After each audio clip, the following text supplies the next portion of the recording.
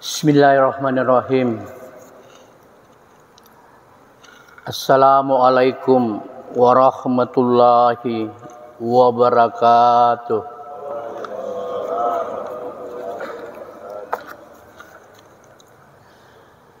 Alhamdulillah. Alhamdulillah laqad khalaqnal insana fi ahsani taqwim.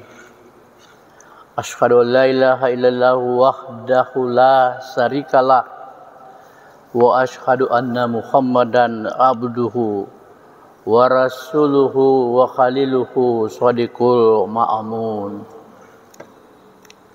Allahumma salli wa sallim ala sayyidina Muhammad wa ali Muhammad kama shallaita ala Ibrahim wa ala ali Ibrahim fil alamin innaka Hamidun Majid. Jamaah sholat subuh Masjid Raya Bukit Baruga yang dimuliakan Allah, pada subuh hari ini 15 Januari 2025, saya akan membawakan lanjutan dari materi saya pada pekan-pekan yang lalu. Judulnya pada hari ini adalah pengalihan empowering. Pengalihan empowering. Empowering itu istilah administrasi pembangunan.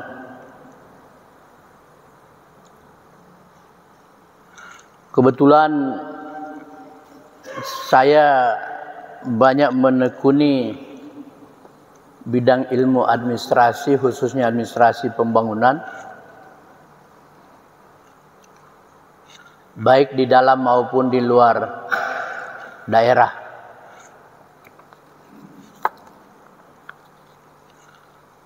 Empowering itu menguatkan.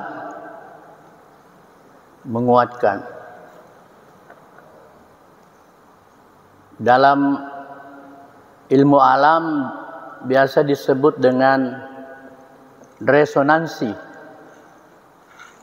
Resonansi ikut bergetarnya satu benda karena adanya sumber getar. Jadi ikut bergetarnya satu benda karena adanya sumber getar. Empowering, kalau saya bersahabat dengan Ustadz Muhammado, akan ada yang mengalir ilmunya ke saya. Kepada siapapun kita bersahabat akan ada aliran, ada resonansi empowering. Ada dua jenis atau ada dua hal yang terjadi dalam empowering itu. Yang pertama adalah pemberian kesempatan. Jadi jika ada orang yang ingin bekerja, ingin beraktivitas, ingin giat, diberi ruang. Jangan dihalangi. Diberi ruang. Ada kebiasaan di antara kita sering menghalang-halangi orang. Karena kita tidak suka kalau orang maju dan kita tidak maju. Jadi jika ada orang yang ingin aktif, diberi kesempatan. Itu sama dengan pemberian kekuatan. Yang kedua, memprotek, melindungi. Jadi memberi kesempatan dan melindungi. Sama kalau Kita punya bayi yang belajar jalan, jangan digendong terus. Beri kesempatan dia jalan. Mungkin ibunya di sana, kita di sini. Suruh lari. Ibunya mengawasi di sana, kita mengawasi di situ, namanya protect. Melindungi, jangan sampai dia terjatuh. Jadi diberi kesempatan dan dilindungi. Empowering. Pengalihan empowering ini mengarah kepada Al-Quran. Al-Quran itu bersifat empowering. Hanya sering ada perspektif yang salah. Salah satunya yang akan saya kemukakan pada kesempatan ini dengan mengatakan bahwa Al-Quran itu menantang.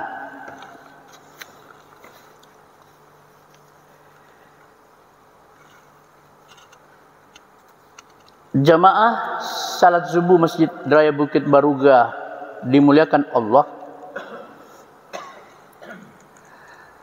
Allah Subhanahu wa taala berfirman di dalam Al-Isra ayat ke-17. A'udzu billahi minasyaitonir rajim. Bismillahirrahmanirrahim. Inna hadzal Qur'ana yahdil lillati hiya aqwam wa yubashshirul mu'minin allazina ya'maluna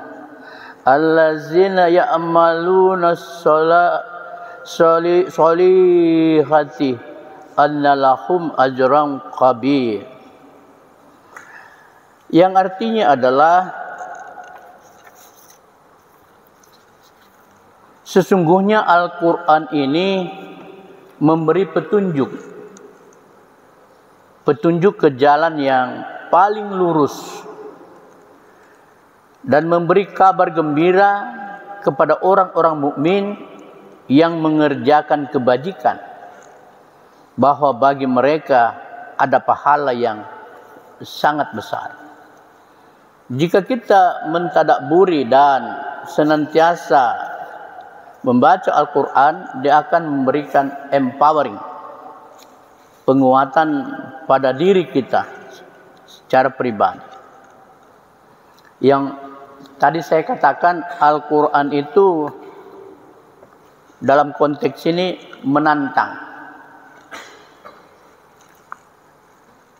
Ayat-ayat Al-Quran bersifat menantang, artinya tidak melemahkan. Artinya tidak melemahkan. Melemahkan itu membuat tidak berdaya.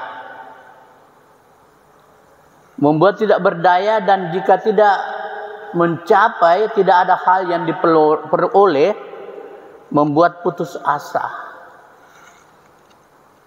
Dan lalu mengingkari. Lalu menjadi sesat.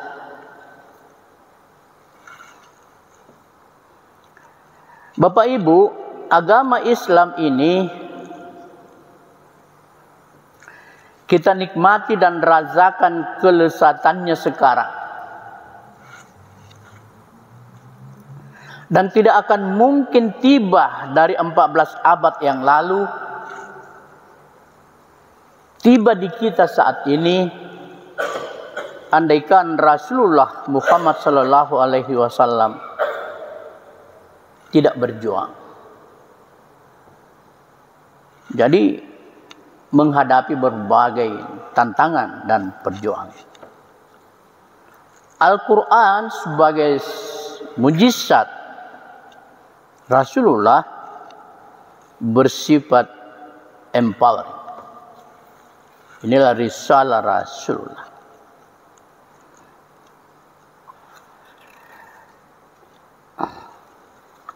Di dalam Al-Quran As-Saff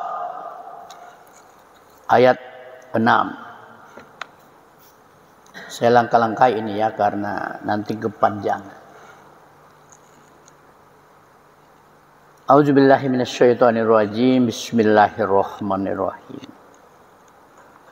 Ya ayyuhalladzina amanu lima taquluna ma la taf'alun. Wahai orang-orang yang beriman, mengapa kamu mengatakan sesuatu yang tidak kamu kerjakan? Lalu pada ayat selanjutnya, ayat ketiga, kabura maqtan indallahi antakulu ma la taf'alun. Sangat besarlah kemurkaan di sisi Allah bahwa kamu mengatakan apa-apa yang tidak kamu kerjakan. Ini dua ayat. Sering dipersepsi keliru. Ada orang menghindari ceramah.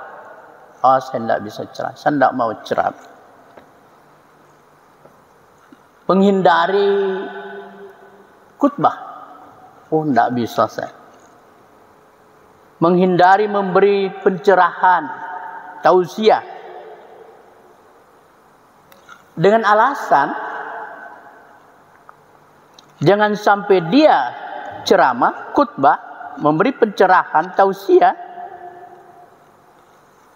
sedang dia merasa tidak mampu mengerjakannya.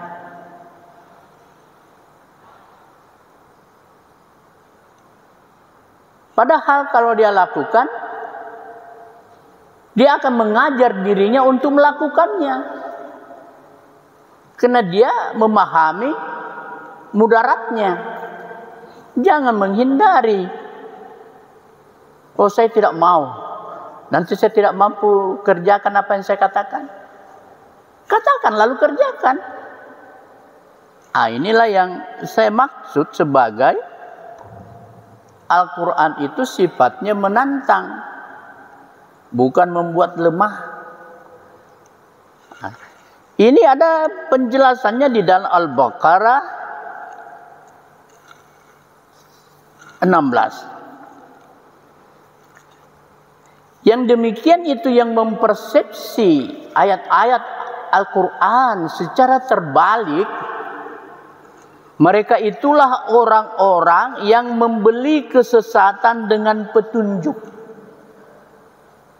Jadi dia memaknai ayat-ayat Al-Quran secara sesat, secara terbalik. Maka tidaklah beruntung perniagaannya, dan mereka bukanlah orang-orang yang mendapatkan petunjuk. Jadi kalau kita lakukan, kita akan mendapatkan petunjuk. Tidak dilakukan, merugilah kita di dalam perniagaan. Ada empowering yang dibawa sebagai kemujizatan Al-Quran.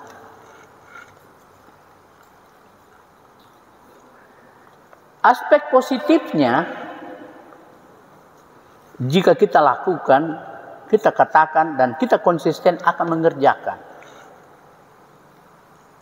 Kalau kita konsisten menjadikan diri sebagai figur anutan,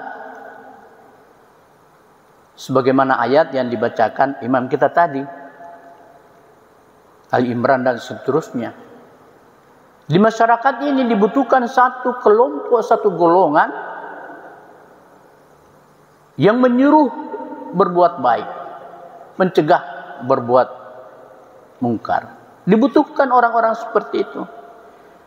Di dalam administrasi pembangunan dibutuhkan figur-figur simpul-simpul. Dibutuhkan organisasi-organisasi yang meng-upgrade yang lain, yang mengangkat yang lain. Menjadi role model, menjadi contoh. Dan hendaklah di antara kamu ada segolongan orang yang menyeru kepada kebajikan, menyeru berbuat yang ma'ruf, dan mencegah dari yang munkar.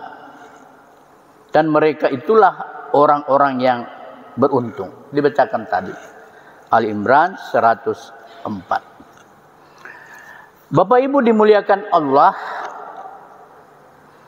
jika selalu menghindari dengan perspektif negatif, maka kita sebagai umat Islam menjadi lemah, menjadi pasif, tidak ada upaya-upaya yang dilakukan.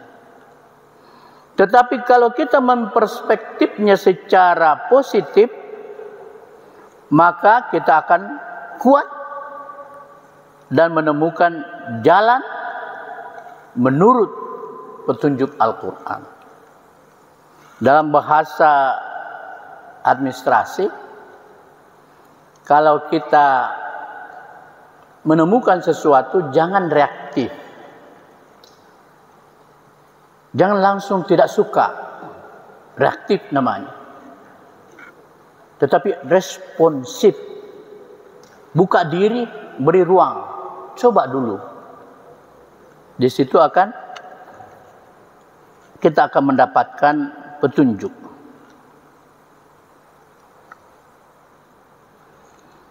Jika itu dilakukan, aspek positifnya, kita akan memanfaatkan peluang atau opportunity.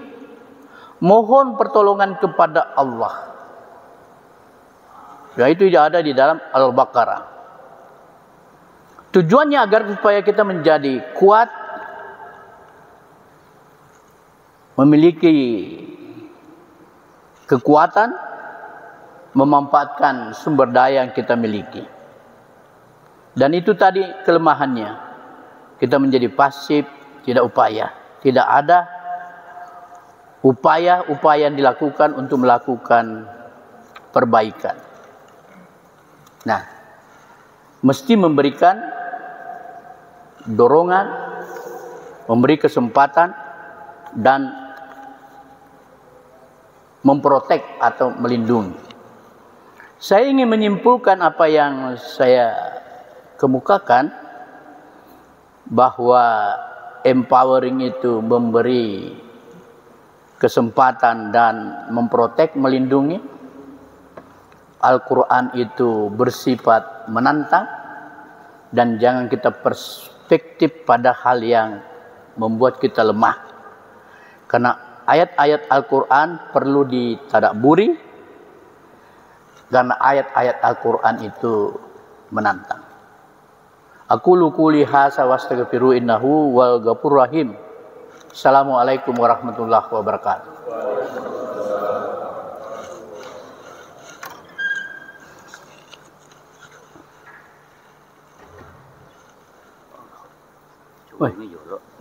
Coba minggu tadi mah, banyak istilah wamu. Hah?